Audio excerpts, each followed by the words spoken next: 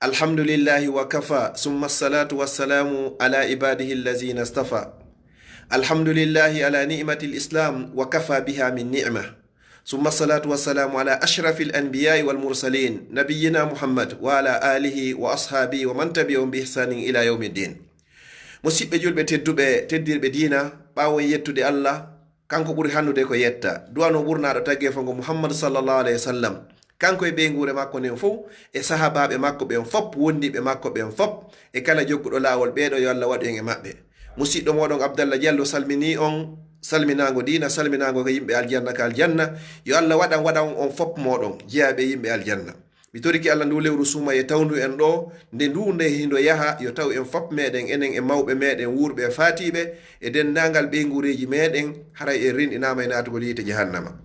Mi toriki rabbul ibade on nde nawnare arne ɗo yo Allah danday kala julɗo e kefeero nde nawnare ɗo yo Allah nabbude kande lorrata julɗo e kefeero. Innahu waliyu zalika wal qadiru alayh.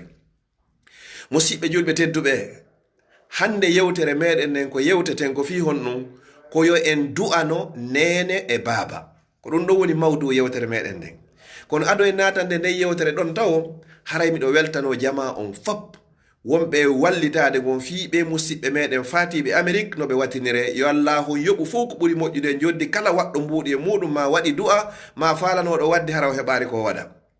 Haray si ɗum ɗon feƴƴi musidɓe julɓe tedduɓe, ko honɗum mi falete andintinde fi du'anagol nene e baba ado ɗum ɗon ko en andu lewru sumaye ka wonɗen ɗo, si a waɗi farillahum gotum pet e nder lewru sumaye, Allah windante baraji wasi tawi a waɗi farillaji 70 hara hina sumaye.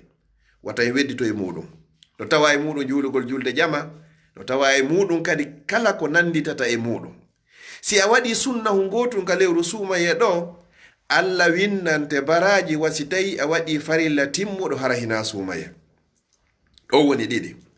Si ɗum ɗon feƴƴi ko yen wakkilo hattirde e wakkilagol jangugol deftere Allah nden ka nder lewru sumaye ɗo. Fi honɗum, si a jangi sen juzu'u goto Qur'ana ka nder lewru sumaye ɗo, baraji maɗin hiɗi ɓatti wa baraji guluje 100 ko wiyete kon hasanat, 100,000 hasanat sabu juzu'u goto mo janguɗa. Si tawi noon Allah newnanima ko sengo woto heɓuɗa e nder ñallal ngal fof, baraji maɗin hiɗi ɓadoyi jelo guluje 5 hasanat, ko ɗum woni 5,000 hasanat sabu sengo woto. Si tawi noon Allah wallima timmini alqur'ana on, baraji maɗin ko à peu près ko 3 millions de hasanat. Wakkiloɗen qur'ana on o timmaka nder lewru sumay, hay si tawi ko nde wotere. Du'anoɗen nene e baba fi honɗum ko kamɓe woni sabu ha woda ɗen e hoore o aduna. Ko honde tuma ɓurata ɗen du'anede ɓe, du'antoɗon nene e baba, bimbi e kikiɗe, jemma e ñalorma, fofango e artirango. Toroɗen Allah yo Allah ho yaafo fatiɓen fop, luttuɓe hoore gurdam ɓen yo Allah accude en e maɓɓe ha ɓooya juuta ha wawa so tawi luttay.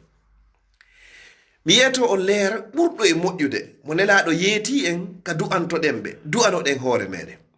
Allah subhanahu wa ta'ala ko ka kammu jeeɗiɗaɓu woni ko o woni. Nyande be nyande o tippoto ha o kammu hikkodirɗo e meɗen, kammu aduna yankejo on ɗo. Allah o noddira en fop meɗen goto goto. Oyna ene hino woodi e moɗon waɗɗo bakkato o torola mi yaafomo. Ɗiɗi, ene hino woodi e moɗon faalaɗo goɗɗum o torolan mi okkoramo. No woodi e moɗon huluɗo goɗɗum o torolan mi dandamo. No woodi e moɗon faalaɗo o torolan mi jonnamo. Ɗum ko tataɓal sakkitoral ngal ka nder jemma. Sa fecci jemma on pecce tati feccere sakkitoro nden ko ɗon Allah noddirta en fof men goto goto. Miɗo jogi bakkato, hiɗa jogi bakkato, fewtu ɗon Allah inna yo accane. Hiɗa faala goɗɗum immo fewta ɗon Allah yo accane, tentini ka lewru sumaye ɗo. Mawɓe maɓen ɓe fatino ko immo waɗa darɗe ɗiɗi ɓanta juuɗe maɗen fewta Allah inna Allah mi torike ma yaafo nene e baba. O du'a ɗo o ruttatake o yaray wa dagawal. Dalil meɗen e honɗum nde yewtere nde yewtuɗen ɗo, annabi Musa alayhi salam nyande go o rewrirno e qabru o tawi mawɗo hino lette ka nder gaburu ton, lette ɓurɗe sattude e lette. Annabi Musa o suni sunande sattunde non, tawi himo wondi e konu makko ngu. O yehi ha o hewtitoyi ka hoɗo, wonoyi bimbi subaka kanko tun o dawi. O ari o hewti e fewndo on gaburu mo rewruno ɗon kiikiiɗe. O tawi o mawɗo no lette nder ton. O rewti ɗon bimbi tawi o mawɗo no neminede ko ɓuri moƴƴude e nemaji. Annabi Musa o ngalɗi, o ɓanti juuɗe makko ɗen, o fewti Allah, o landi Allah. O inni Allah, mi famari o fiyake e o mawɗo. Mi feƴƴiriɗo ɗo kiikiiɗe tawi hiɗa letta o ko ɓuri sattude e lette. Mi artiɗo hande bimbi tawi hiɗa nemina o ko ɓuri moƴƴude e nemaji aljanna. Ko honno ɗum ɗo woniri joomi. Allah subhanahu wa ta'ala on o inni Musa, mi hersi ɓiɗɗo o on, mi hersi geɗal o on, yomi lettu mawɗo makko on ka nder leydi, hara ɓiɗɗo makko on no fonti juuɗe mum no torade lam min Allah ka hoore leydi, yomi yaafo ben makko ma nene makko. Du'a ɓiɗɗo tele mawɓe makko ko jaabotoɗum. Du'a nene e baaba telen ɓiɗɗo muɗum ko jaabotoɗum. Wata en retardu, wata en tongin toranogal mawɓe meɗen fatiɓe ɓen. Allah wurtoyey kadi e ɓiɓɓe meɗen enen kadi ɓantoyey ɓe juuɗe toro Allah, yo Allah yaafo mo ñande laatiɗa fure. Hande ko haton jinɗen e geɗal ɓe meɗen ɓen, ko si ɓe innay yo Allah yaafo baaba, yo Allah yaafo nene, yo Allah dandu mo yiite, yo Allah okku mo aljanna. Ko ɗum ɗo woni ko haton jinɗen, ni plus ni moins. Neɗɗo kala du'antoɗo mawɗo muɗum o tawete eɓe du'aji mum jaaboto.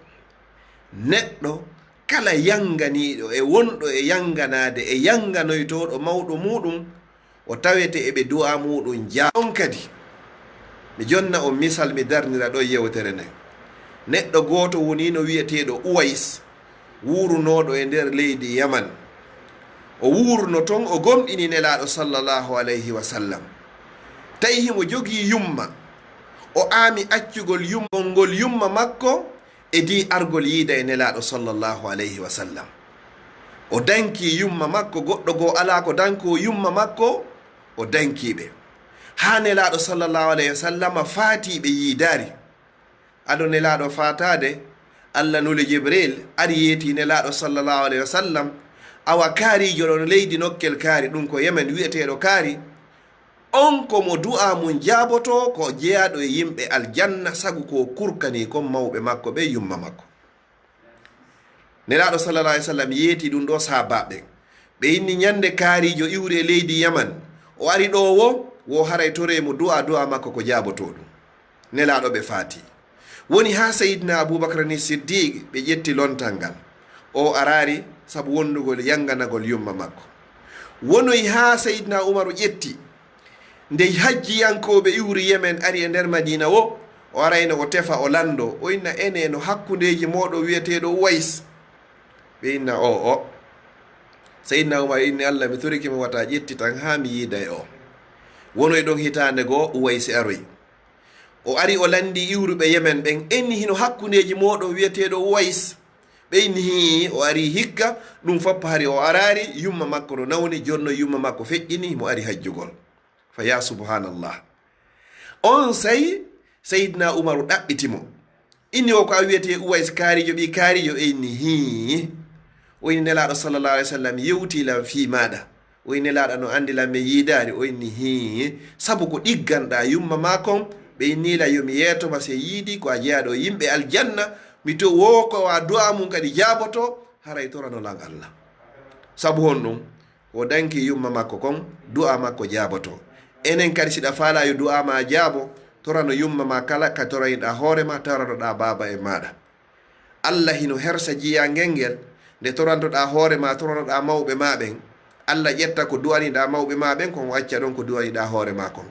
Mi toriki Allah subhanahu wa ta'ala kala mo mawɗo mum faati, yo Allah waɗu werde maɓɓe ka jannatul firdausil ala. Kala luttiduɗo e mawɓe muɗum ko goto ma ko ɗiɗo, yo Allah ɓoyni ɗum e hakkundeji maɓɓe, o pooɗa balɗe maɓɓe, o moƴƴina battaneji maɓɓe. mi toriki Allah yo Allah okkoren feere e fiira e doole ko waweten dankorde mawɓe meɗen. Enen kadi yo Allah lontin, yo Allah ittuga zurriyaji meɗen dankotoɗe ɓen e gurdam men e du'antoɓe en kadi ñande e wawana hoore meɗen. Haray inchallahu ko ɗo wonɗe darade alluwal sumayengal ka duɗal meɗen ahlu sunna wal jamaa e nder Bruxelles, ka page meɗen Facebook lawol kisal ɗo. Yo Allah hisina kala feƴƴinoyɗo nde yewtere ɗo o feƴƴinirde wajhillahi. Yo Allah on ukku aljanna kala yurminɗo danki teddini yangani mawɗo muɗum. mi toriki Allah kala e tawayɗo mawɗo muɗum fatike e enen ɗo fop en toriki Allah yo Allah waɗu firdawsi ala werde makko. Wassalamu aleykum wa rahmatullahi wa barakatuh. haray janngo en yewtoyay haray inchallahu fi honɗum nelaɗo moɓidirno sahabaɓe makko ɓen o landi ene mo be mon ko honɗum woni ko yiɗi. nelaɗo sallallah alih w sallam fuɗɗori Seydina Aboubacar wowli ko yiɗi kon, Seydina Umar wowli, Seydina Ousmane wowli, Seydina Aliya wowli, Abazarri wowli. ɓe gayni wowlugol on say Jibril kadi ari tippi wowli ko honɗum ɓuri e yiɗugol. tawi noon mo be ko piiji tati pettu woni ko wowlata. joni noon ɓen noon fappo gayni wowlugol. Jibril ƴawi ka kammu, Allah kadi o yeetimo ko honɗum kanko Allah o ɓuri yiɗugol. haray ko ɗiɗo yewteten fi muɗum janngo. si tawi joni janngo jaɓi hara ko ɗum woni ko hilniɗen. mi toriki Allah subhanahu wa taala yo Allah dandu en ala e wawata e jogede. Wassalamu aleykum wa rahmatullahi wa barakatuh.